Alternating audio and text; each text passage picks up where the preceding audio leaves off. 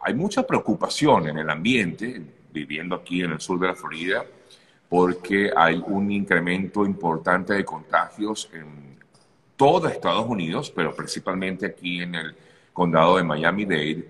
Y pues esto se da mientras se da también esta reapertura económica. Doctor, ayer me impresionó el comentario que hacía el doctor Anthony Fauci de que el número de casos diarios de coronavirus en Estados Unidos podría pasar a 100.000. Estaría actualmente en unos 40.000 y podía pasar diarios a 100.000. ¿Cree usted, y es la primera pregunta que quiero hacerle, doctor, que las medidas de, de- de apertura económica en el sur de la Florida, básicamente, que es donde estamos, eh, se están tomando de forma prudente, como porque vemos a la par ese incremento de casos? ¿Qué piensa al respecto, doctor? El problema es que este aspecto es controversial y es Ujú. complicado, Sí. porque no están solo las medidas como que pueda tomar el gobierno, sino también la colaboración de la comunidad en mantener el distanciamiento social, en utilizar la mascarilla, y lavarse las manos, etcétera. Y no pareciera que ha habido mucha contribución en ese sentido por parte de la comunidad en distintas áreas, no solo aquí en la Florida, sino en distintas áreas de los Estados Unidos. En general, toda la zona del sur de los Estados Unidos está teniendo un aumento progresivo en el número de casos bastante marcado. Las medidas, vimos que, por ejemplo, una cierta medida, por ejemplo, como la apertura de las playas, ahorita se echaron hacia atrás. Eh, los bares se volvieron a cerrar, que son áreas particularmente sensibles, porque es un área donde hay mucho contacto cercano entre los que están en esos lugares, que son sitios cerrados, etcétera. Entonces, es más complejo que simplemente la medida de apertura. En algún momento había que dar medidas de apertura. Es posible que nosotros hayamos empezado la apertura de la ciudad cuando todavía los niveles de coronavirus no estaban lo suficientemente bajos, como sí lo hicieron en el norte de los Estados Unidos, en los países, en los estados del este, del noreste, como New York, Connecticut, Massachusetts, donde vemos Así que es. se han mantenido con niveles mucho más bajos. Nosotros lo abrimos mucho antes que ellos, y probablemente eso justifica también que entonces no había un control efectivo sobre la pandemia o sobre la epidemia en Florida, y por eso estamos viendo este número en incremento. El otro punto es que siempre se dijo que la idea de esta segunda episodio, por decirlo así, de la epidemia, era que debíamos aumentar no solo la capacidad de pruebas de diagnóstico, que sí lo hemos hecho, pero también la capacidad de hacerle seguimiento a esos pacientes que están Claro. positivos y hacerle seguimiento a los contactos de ese paciente de forma de aislarlo lo más pronto posible y evitar el contagio de otras personas. Y ese aspecto particular de las medidas de salud pública necesarias para la pandemia, realmente no creemos que se ha hecho de forma efectiva.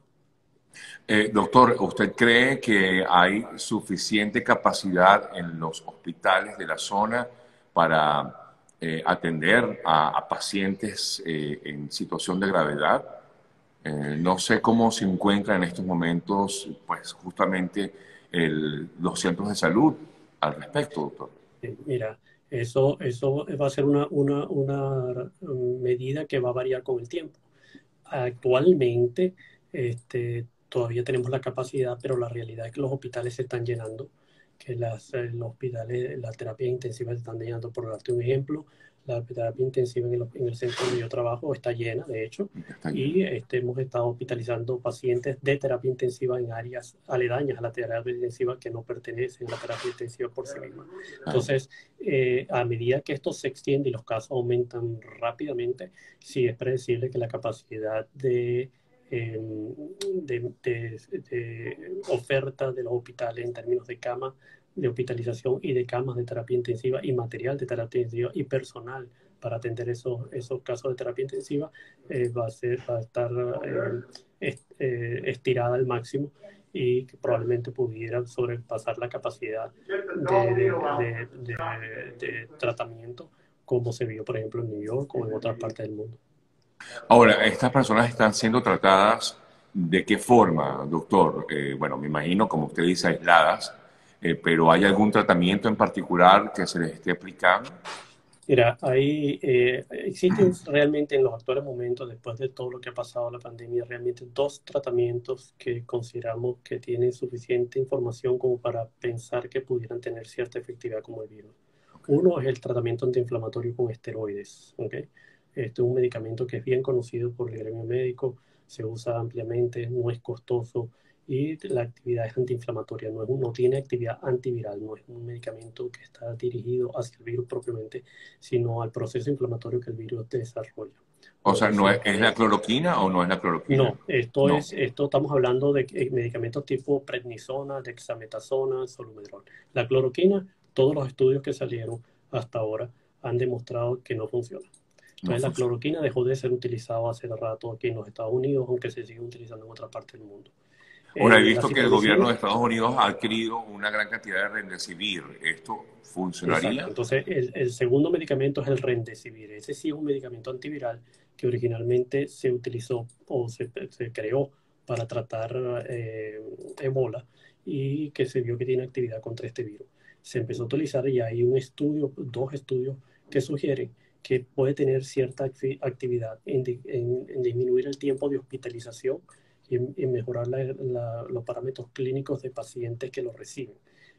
No se demostró de todas maneras que redujera la mortalidad. Entonces ese es el otro medicamento que hemos estado usando. Ahora, este medicamento, pues, te puedo decir por ahora, lo hemos utilizado se estuvo utilizando desde el principio en los Estados Unidos en centros que estaban haciendo los estudios de investigación en el medicamento. Nosotros en el resto de los Estados Unidos lo empezamos a utilizar hace probablemente 3, 4 semanas. Existe una producción limitada. Nosotros tenemos que adquirirlo a través del Departamento de Salud Pública y ahora salió también la información del próximo costo, porque hasta ahora lo estaba donando la compañía farmacéutica, pero a partir de ahora van a empezar a cobrar por el medicamento y el costo es bastante significativo. Estamos hablando de que un curso de tratamiento puede costar más de $2,000. Claro, es bastante costoso. Ahora, Bastante doctor, costoso. ¿pudiéramos asegurar que los centros de salud del sur de la Florida están congestionados o todavía tienen capacidad para atender a personas? Yo creo que estamos congestionados todavía con algo de capacidad, pero estamos bastante congestionados. O sea, si lo ponemos en colores, estamos trabajando en rojo ahorita, en el Wow, sentido de la ocupación. qué duro. Y yo creo que entonces nada, nos toca es tomar las previsiones del caso. Es lo Sí, único. mira, lo estás viendo incluso en otros estados. Texas, por ejemplo, para darte un ejemplo, y incluso estaba viendo que también Arizona, que son otros de los dos sitios donde la curva se ha disparado enormemente. En los hospitales de niños, ¿okay? De hospitales que están dedicados nada más a niños, han aceptado admitir pacientes adultos. O Claro. sea, eso te dice que la capacidad de los hospitales, eso nunca se había visto. Entonces, la capacidad de los hospitales en esas zonas también está siendo sobrecargada. La de nosotros no ha llegado a ese extremo. Sí hemos visto que hemos tenido que a veces recircular pacientes de un hospital a otro porque no tenemos capacidad en ese momento para recibirlos.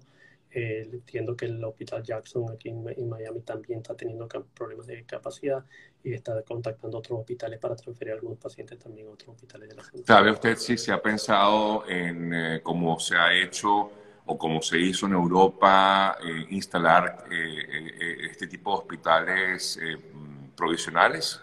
Mira, yo no sé de algo práctico que se esté haciendo actualmente, o sea, de que se estén instalando actualmente, si estuvo en los planes originales del Estado o de la ciudad el crear estos hospitales. De hecho, en un momento dado se creó algo que no se necesitó y se desmontó.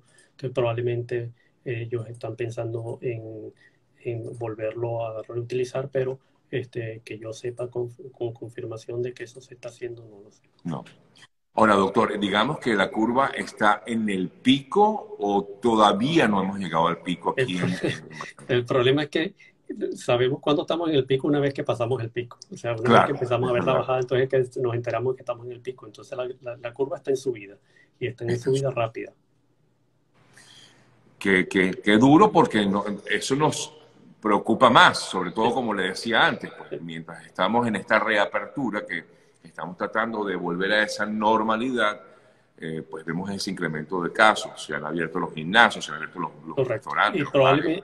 Y probablemente, mira, yo pienso que el problema ahora que tenemos es que después del primer curso de la epidemia, no hay una voluntad política para hacer muchas cosas, ¿no? Incluyendo cerrar el estado nuevamente o cerrar la Claro, ciudad nuevamente. Entonces, tomar esa medida cuesta, políticamente cuesta mucho y más cuando estamos totalmente, en claro. época de elecciones. Entonces, eso lo vimos con gran preocupación, porque obviamente es una medida política, pero no una medida que obedece al curso de la epidemia como obedecieron las anteriores medidas. No, no, fíjese usted, por Entonces, ejemplo, el caso de República Dominicana, hay un incremento impresionante y esta semana hay elecciones. Entonces, en esta semana, en República Dominicana prácticamente se reabrió todo, porque exacto, justamente la gente tiene, exacto. desde el punto de vista político, la gente quiere, o los políticos quieren que se vote. Sí, Eh, yo no descartaría que se va a tomar una medida más de cierre más adelante, pero entiendo que probablemente se va a retrasar y a veces los retrasos en este tipo de situaciones son críticas. Recordemos, por ejemplo, que cuando empezó la epidemia en New York y en California, California cerró la ciudad una semana antes que New York y los resultados en California fueron mucho menores dramáticos que lo que fue New York. Entonces, pequeños periodos de tiempo son bastante significativos. Recordemos además que lo que nosotros estamos viendo muchas veces tiene un retraso de 2 semanas, o sea que ahorita está ocurriendo una gran transmisión interna en la comunidad que vamos a ver el impacto todavía en las próximas 2 semanas. Lo mismo la Doctor, global. mientras pasa esto con el coronavirus, pues hemos visto cómo ha aparecido, o por lo menos ya tiene varias semanas, pero hay un nuevo brote de una nueva gripe porcina en China y se habla mucho del potencial, o que tiene potencial de convertirse en una pandemia. ¿Usted está al tanto de esto? Sí, sí, mira, este, el problema es el siguiente, vamos a estar claros, las posibilidades de pandemia siempre van a existir y de hecho Siempre. históricamente podemos decir que después de esta pandemia, en el futuro, lo que no sabemos es cuándo, vendrá otra pandemia de algún virus, será de influenza, no. Cuando vino esta pandemia, nosotros estamos esperando, y lo hemos estado esperando todo el tiempo, sobre todo es pandemias con respecto al virus de influenza, Sí. que tiene una capacidad de hacer eso bastante alta. En este caso, lo que se hizo fue que los chinos han estado haciendo un tamizaje, es decir, han estado evaluando la población porcina. Estamos hablando de que China tiene unos 500 millones de población porcina, con regularidad. Los evalúan para ver si tienen algún virus y particularmente sobre el virus de influenza. Entonces, este estudio corresponde a un análisis que se hizo entre el 2011 y el 2018. Y lo que ellos encontraron es que al analizar unos 29.000 cochinos, es que le hicieron una prueba de hisopado nasal como se lo hacemos los humanos, encontraron en varios de ellos, un porcentaje que está alrededor del 4% al 10%, encontraron un virus de influenza. Después analizaron esos virus de influenza y lo que es novedoso es que encontraron que el virus que estaba aumentando a medida de tiempo, desde el 2011 al 2016, sobre todo al 2018 y sobre todo entre el 2016 y el 2018, es un virus que es un virus recombinante. ¿Qué quiere decir eso? El virus de influenza puede existir, por ejemplo, en los cochinos, sobre todo, y nosotros usualmente nos referimos a los cochinos en este aspecto como un tubo de ensayo. El cochino puede aceptar virus de influenza aviar como virus de influenza humano, como virus de influenza de otros animales. Y cuando esos virus están juntos, pueden intercambiar material genético. Eso es lo que nosotros llamamos recombinación. Cuando ocurre esto, hay la posibilidad de que al combinar mucho material genético de varios virus, creemos un virus nuevo, es decir, un virus que no hemos visto antes, que nadie ha sufrido y que uno no tiene anticuerpos. Y ahí entonces ese virus, uno llama a ese virus, tendría potencial de pandemia si lograra transmitirse entre humanos. Entonces ellos encontraron un virus que efectivamente una recombinación del virus de la pandemia del 2009 con un virus aviar, con otros virus de animales y con un virus de cochino. Entonces, es un nuevo virus. Lo encontraron en muy pequeña cantidad, pero es el virus predominante en ese estudio que ellos hicieron. Después probaron en humanos también, encontraron que en algunos humanos que trabajaban con los cochinos tenían anticuerpos contra ese virus, lo cual quiere decir que ellos se infectaron, pero aparentemente no desarrollaron enfermedad. Entonces, o sea, la conclusión de esto es, Ajá. sí, es un virus que existe, que eventualmente pudiera tener potencial pandémico, como lo pueden tener muchos otros virus, y no lo Ok. tienen más que otros virus de influenza que han estado circulando, que hay que estar monitoreando, pero que no representa un peligro inminente de pandemia este año o el próximo año. Ya. Bueno, entonces, en este caso, por ejemplo, se pudiera contener, doctor. No podríamos por ahora quedar tranquilos, estar contentos que se están haciendo los seguimientos Ok. epidemiológicos sobre este virus en población animal y simplemente, nuevamente, es otro llamado a decir, sí, a medida que nosotros tenemos contacto con animales, tenemos una gran población animal, etcétera, Sí. etcétera, hay la posibilidad de que surjan otros virus, sea de influenza o no, en el futuro y eso no va a acabar. Concluyendo, doctor, en cuanto a COVID-19, nada, el llamado es a la precaución de cada persona, me imagino, es la El toma de llamado a la conciencia, precaución, ¿no? sí, el llamado a la precaución de cada persona, considerar que espacios cerrados no son adecuados, es decir, ir a bares, ir a restaurantes, gimnasios, a pesar de que están abiertos, probablemente son sitios de alta peligrosidad para transmisión. Considerar que pacientes con sintomatología, aunque sea mínima, deberían proceder a hacer autocuarentena y Exacto. considerar que el uso de la máscara es fundamental porque esta enfermedad puede transmitirse de manera asintomática en pacientes que no tienen síntomas y la mascarilla es un elemento que previene esa transmisión de forma significativa. Entonces, aquí gran parte de la responsabilidad de control de esta enfermedad corresponde al individuo de la comunidad y no necesariamente nada más al gobierno. Aprovecho para preguntarle algo que me consultan por aquí. ¿Hay consecuencias en las personas que hayan sufrido de COVID-19? O sea, ¿hay síntomas post-COVID-19? Mira, se ha descrito en algunos pacientes cuadros de fatiga prolongada, de malestar prolongado, de dolor de cabeza prolongado, y eso no es inusual en cuadros virales. Lo vemos también con influenza, lo vemos con dengue, lo vemos con otros virus. Entonces, lo que no está claro es por qué se producen esas sintomatologías. La Claro. mayoría de los casos es simplemente un efecto inflamatorio que está por resolverse y tarda en resolverse, pero no porque el virus siga activo causando daño. Entonces, eso es lo que queremos anteriormente. Eso se ha descrito, está en estudio, no tenemos detalles de eso, pero sí se han descrito casos inusuales donde el paciente presenta sintomatología por largo periodo de tiempo y no está claro cuál es la consecuencia de ello. La OMS decía que este virus llegó para quedarse por mucho tiempo. La única, digamos, salvedad que tendríamos es que aparezca definitivamente esta vacuna, Vacuna. doctor. Sí, el virus que concluimos que sí va a estar con nosotros bastante tiempo. Es posible que pase, recuerda que nosotros tenemos unos coronavirus humanos. Sí, Es posible que en el largo periodo de tiempo ocurra como esos coronavirus humanos, que el virus llega a una situación de equilibrio con nosotros, ¿no? Y esté sí. transmitiéndose. Pero por ahora debemos considerar que va a transmitirse este año, el próximo año, probablemente para siempre. La vacuna sí. El problema, bueno, es primero tener la vacuna, que se está trabajando en ello, y segundo, tener una vacuna que sea efectiva. Una vacuna puede ser efectiva, puede ser 100% efectiva, 70% efectiva, 50% efectiva. Y cada Sí. una tendría un escenario distinto. La otra cosa que todavía no está muy claro es en términos de los anticuerpos que se crean contra el virus, por cuánto tiempo ellos duran.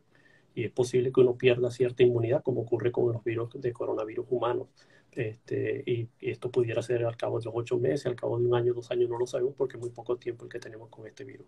Y eso tendría un impacto no solo en que un individuo que adquirió la enfermedad un año después podría volverla a adquirir, o que una vacuna que se administre pudiera ser temporal y no una vacuna que tenga efectividad a largo Ok. plazo. Entonces todo eso está por verse.